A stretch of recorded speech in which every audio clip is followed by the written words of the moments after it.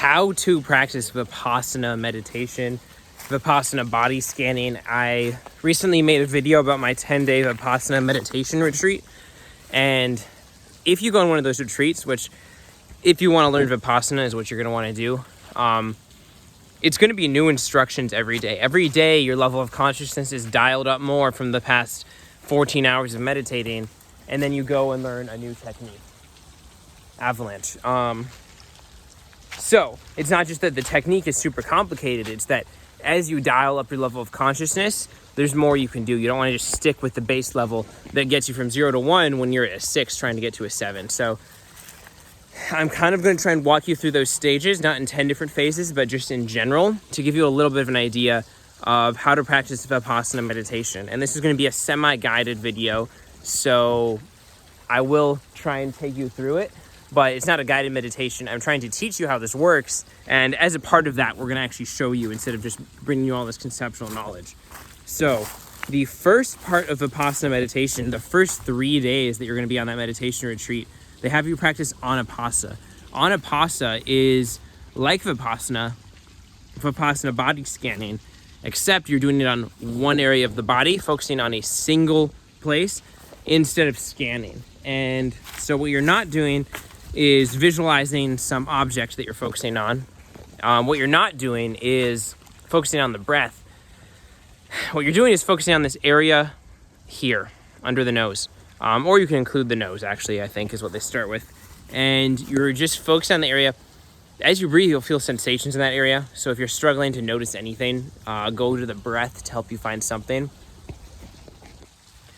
And you just focus on that. And this is going to build your concentration muscle, build your sensitivity to sensations in the body. And so what you're doing is you're focusing on that area, basically concentrating on it, constantly bringing your attention back. And this is a pretty basic common meditation technique. This is like focusing on your breath. You're just building that concentration muscle, because in order to practice Vipassana, you need a base level of concentration, or else you're just not going to be able to focus on it. So you're doing that. As you get more focused, you can focus on the smaller area instead of the larger triangle. That's what it was. Big triangle to start, small triangle, and you're building your sensitivity to sensations in the body. So once you're done with that, you're ready to practice actual Vipassana body scanning. So go ahead, let's do that. Just focus on there. Pause the video perhaps and take a minute. Every time your mind wanders, bring it back to the sensations in this area. If you haven't meditated before, you're just learning to meditate here. But if you have, you can just kind of do this as an example. And also just to get your concentration a little bit sharp. And concentration is one of those things. And go ahead and pause the video. So yeah, concentration is one of those things. Now that we're back and you've done that, where the more you do it, the more the muscle builds. It doesn't really get tired. When you go meditate for 10 days, your concentration, there's some ups and downs, but overall, because, well, we're not going to get into that, but basically because as you do it, you're going to come up against different resistances, sankharas, different things that you're basically purging out as you raise your level of consciousness. But yeah, so focus on the area your concentration's built. Now you're ready to focus on the sensations of the entire human body. And so to start for that, what you're going to do is go on the head, go down to the toes, top to bottom.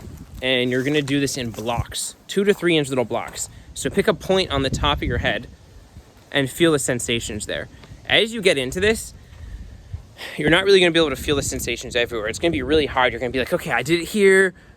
Don't get too caught up in the details, but you want to cover every area. So I'm not going to go through, you have to start here, go here. Just do top to bottom and devise your own formula, whether it's both arms, arm, torso, back, whatever it is. Just do 2 and 3 inch blocks. Try and just cover everything and develop a system where you can cover everything.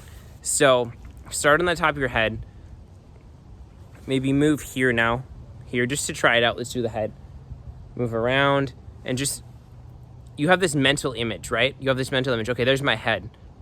And you kind of use that mental image to point your attention. But then when you actually go there, there's actual physical sensations. You got to be really careful. That's really the key to Vipassana, is to focus on the actual physical sensations instead of just the mental image. Because you can come up with this mental image of your body and like, I'm imagining the head. I'm imagining the neck. The neck goes around. And you're basically visualizing your whole body. It's this whole constructed. The key of Vipassana is focusing on the sensations that are already there. And this is something I wish they had talked more about at the retreat, because it's really easy to get misled about what you're actually doing. So as you go through there, you're feeling the actual sensations, and you'll find that you have blind spots. It's totally normal to have blind spots. If you feel a blind spot, kind of just stay in that area for a minute, see if you can feel something. If you can't, then just move on. And eventually, what's going to happen is you're going to go through these phases where you start having a lot of blind spots, a lot less blind spots. Eventually, you can actually feel every 2 to 3 inch area. Eventually, you can think of a little area on your arm, like a little pinprick area, and you'll feel sensations right there in that specific area. And eventually, your whole body is just this flowing wave of sensations arising and passing away, where you can just go up and down the body without having to pull up your mental map. And you can just feel this wave of vibrations go down and cover your whole body. So as you go through it, you're going to rely less and less on the mental map. At first, you're going to be super reliant on the mental map. You're going to be like, okay, I don't even feel my freaking head. So you're going to start in that point. I do actually feel the point on the very top of my head. And so over the course of a 10-day meditation retreat, you get to that point where you're just feeling this wave of energy flowing. Perhaps, so they say some people it doesn't happen until their 3rd retreat or something. It's a pretty advanced stage. You're going to be so conscious when you can feel all that. So just slowly build up this muscle, basically. If you're going to practice this every day, slowly build up your body awareness. Do it as you walk around. Just overall feel the sensations in your body. You don't need to be scanning, although you can. It's just harder to do while you're walking. And so as you get better at this, what you're going to change about the technique, what they tell you, one day they say, okay, you're going from head to toes. Now you're going to go head to toe, toe to head, up and down, instead of just up to top to bottom, top to bottom. I don't know why that's a big difference. They tell you to do that. Yeah, there's a lot of details. They tell you to actually focus on the pinprick sensation, or like a little area, not pinprick, but a little area, the size of a pin or a nickel or whatever, and see if you can feel sensations there as a test of your awareness, to see if you're actually able to feel the sensations or if you're just focusing on the body image. And so that's how you go through it. You develop your body awareness, get more attuned to the sensations. And yeah, as you do this, you'll have times where you're better able to do it, less able to do it, and just always going back to the sensations in the body, building your focus. If you struggle to focus, if you just can't do it, do the thing where you focus on the triangle, go back to that. And you're kind of just adjusting your practice to whatever level you're at. Whatever you're able to do, just go and do that. And over time, you're just going to be so much more aware of the body.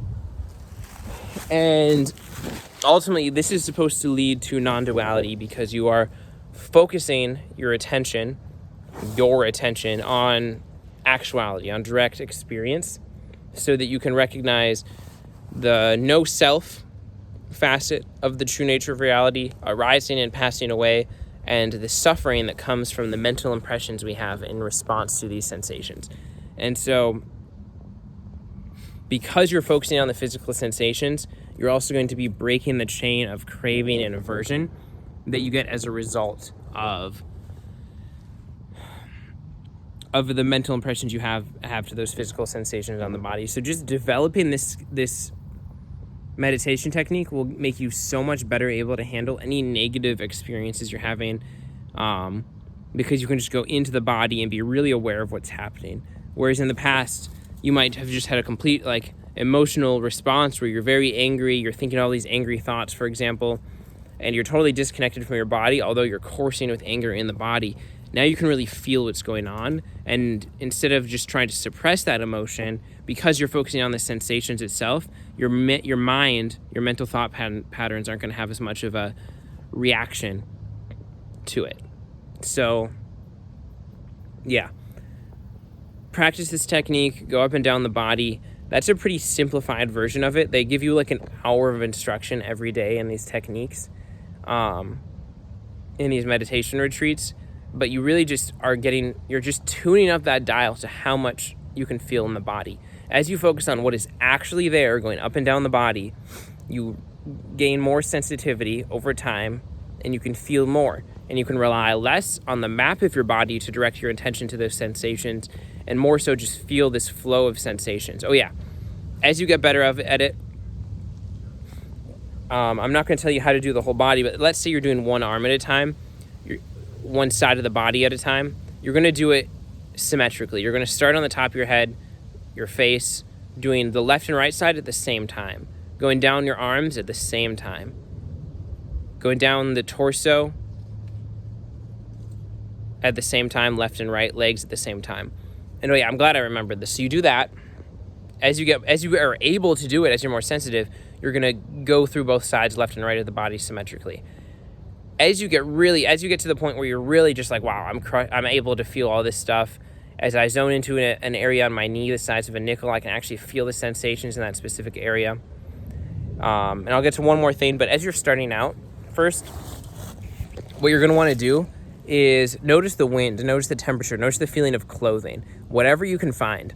Like, almost imagine, this is something I do, but they don't tell you to do. Imagine that your arm is like out in front of you. Your arm's out in front of you, but when your arm's actually like this, have this mental image of reaching out. And now you can notice what the mental image is of your arm reaching out, even though your arm's down here. Okay, that's the mental image. Now, reach out. Oh, those are the sensations. Those are different. So that's going to help your mind draw this distinction between the sensations and the mental image by holding a mental image of you not actually doing something you're doing. So I'm like, sometimes I'll be like, how can I tell that my leg is folded in this certain sitting position? How do I know it's not just stretched out? And that'll kind of direct your mind to where those physical sensations are. And that's a really good way to get started. But eventually you want to get away from these thought patterns that are pointing your attention and just go straight to the sensations. And eventually you'll be able to feel all the sensations in your whole body without these crutches of, oh, I'm going to this part of the body, which is a mental construct. Oh, I'm going to this, that, I got my clothes, I got this, all that stuff. Those are crutches that'll tune up your awareness so that you can leave them behind. And now say you're at the point where you can just feel all these micro sensations, hundreds of little sensations rising and passing away up and down the body. Oh yeah, no, one more thing. Anytime there's pain, before I get to the last instructions as you get advanced, if anytime there's pain, feel into the sensations. There's no actual suffering there. There's these intense sensations and a mental impression. Feel into the actuality of that pain. Anytime there is something that you feel is permanent, anytime there's a sensation that you don't think is arising and passing away, you're like, oh, this pain has been here for 30 minutes. Feel into it. More sensitivity. Eventually you realize there's actually all these mini sensations that are arising and passing away within a moment. It is not the same. It is always changing. And eventually you can be, it's helpful to do strong determination sitting. Google strong determination sitting. And when you get into a lot of pain, if you really crank up your awareness, you can actually fully just like transcend that pain. It's really crazy when that happens. You'll just stop suffering. The pain will kind of just go away. And it's just like, oh, there's a lot of buzzing there, actually. There's just a bunch of like micro sensations of buzzing. So final thing that I keep almost getting to, like I said, you're going to do both sides of the body. If you get to that point where you're just really crushing it, you can feel everything. Go through the body. You don't just do the surface, go through the head. You'll start to feel deeper and deeper down. I experienced a little bit of this where I can be like, wow, I can really feel the inside of my leg. I can really feel the inside of my stomach. All these like really subtle sensations.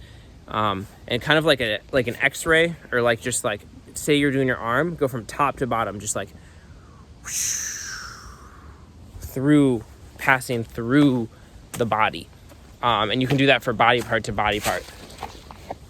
And yeah, and then as you're walking around throughout the day, you can just focus on whatever sensations in the body. If you're able to, you can scan it, but it's like really hard. I didn't know this until the end. They didn't tell us till the end. So I was trying to scan every moment as I was walking around, and I was like, man, this is hard. I would often just lose concentration because I just couldn't focus all that concentration on scanning as I'm walking around. So sit to scan, do strong determination sitting. And yeah, this is pretty much a pretty comprehensive overview of how to do Vipassana body scanning. Would highly recommend you go on one of these meditation retreats. Definitely some warnings about that. You can find those in my video I uploaded like a couple videos ago, or maybe the last video about the one I went on. However, just overall, I'd say the retreat is a great thing. You're going to learn a lot there. And yeah, that's pretty much it. Any questions, leave them below. I'm going to make a bunch of other videos on different meditation retreats, techniques I've practiced, how to do those. But as far as Vipassana body scanning, that's pretty much it. That's how you do it. Yeah, peace.